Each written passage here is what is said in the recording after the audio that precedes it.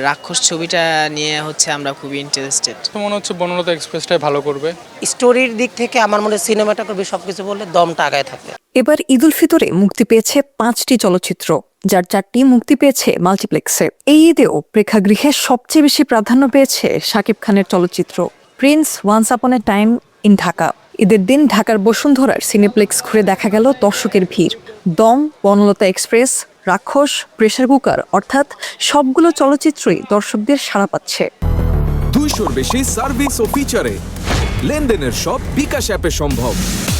মনে হচ্ছে বনলতা এক্সপ্রেসটাই ভালো করবে, যেহেতু হুমায়ুন আহমেদের উপন্যাস অবলম্বনে সিনেমা। দমটা ভালো লেগেছে, নিশুর অভিনয় খুবই, এর আগেও ভালো লেগেছে সুরঙ্গতে। আমি দেখতে যাব, আমি দম মুভি দেখতে যাব। তবে সার্ভাইভাল থ্রিলার ধর্মী সিনেমা দম নিয়ে দর্শকদের মনে তৈরি হয়েছে আগ্রহ। আবার রোমান্টিক অ্যাকশন থ্রিলার ধর্মী রাক্ষস নিয়েও চলছে আলোচনা। হৃদয় ভাইয়া যে এত সুন্দর করে কাজ করছে, আমার কাছে মনে হয়েছে আসলে প্লেসফুল। রাক্ষস দেখছি আর দমের টিকিট কাটছি। দম আমি তো আপনার নিজস্ব ছবি সুরঙ্গ দিয়ে শুরু করছি, সিনেপ্লেক্সে আসা শুরু হয়েছে সুরঙ্গ দিয়ে।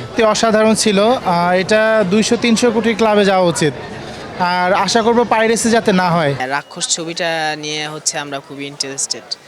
ফার্স্ট অফ অল এটা দেখার জন্যই আমরা আসছি। আফরান নিশোর দম মুভিটা দেখবো, আশা করছি দম মুভিটা মোটামুটি সাকসেসফুল হবে। আসছি আজকে দম দেখার জন্য, আর আমার মনে হচ্ছে ট্রেলার যা দেখছি, আশা করি দমটা বেশ এবার ভালো হবে।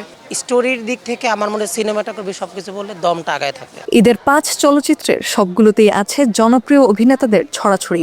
এ লড়াইয়ে দিন শেষে কোন চলচ্চিত্রটি দর্শকের মন জয় করে নেবে সেটি নিয়ে এখন সবার কৌতূহল।